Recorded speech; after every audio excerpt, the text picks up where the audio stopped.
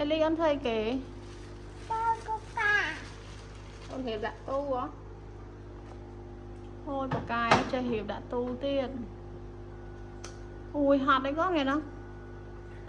Hạt bật tu hả? Hạt đã xiên rồi nè xiên.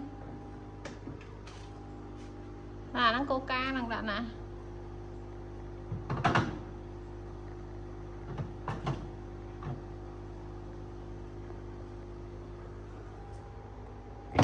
Thôi bà cài đấy.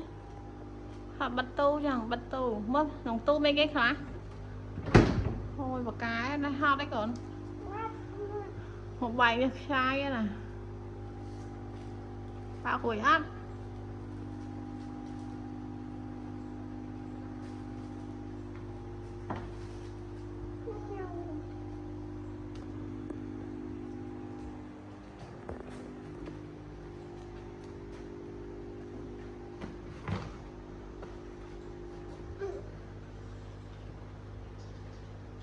đi thay cái mình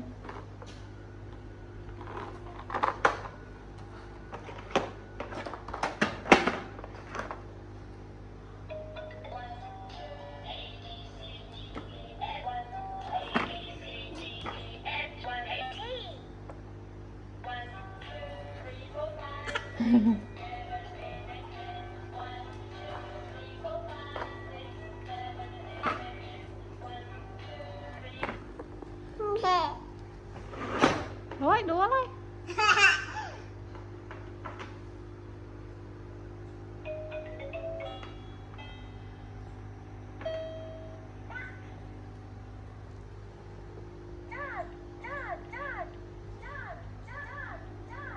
mà chơi mà đêm mà mình mơ đây để chơi không chơi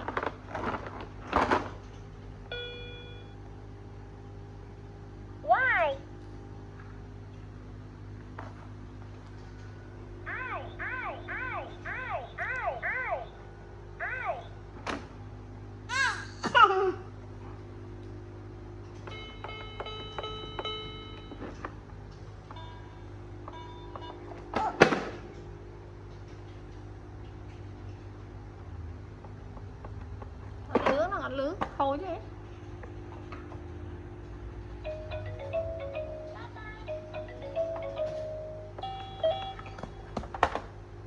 thôi rồi xong sai rồi lọ cho lọ lại mới chơi mắt đâu cho miếng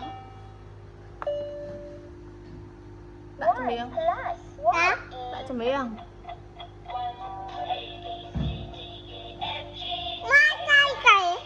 đâu thì miếng bay việc sai mà sợ được rồi mà chụp nhau không lý nắng nhanh mạnh vậy nha chụp nhớ chết không mình thấy mọi nhủ mình kể chết thôi mấy nhá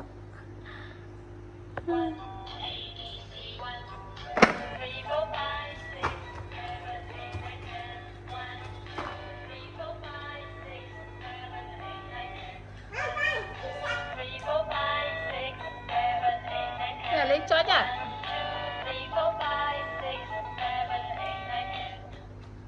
để cho nhắn này áo này cho nhắn này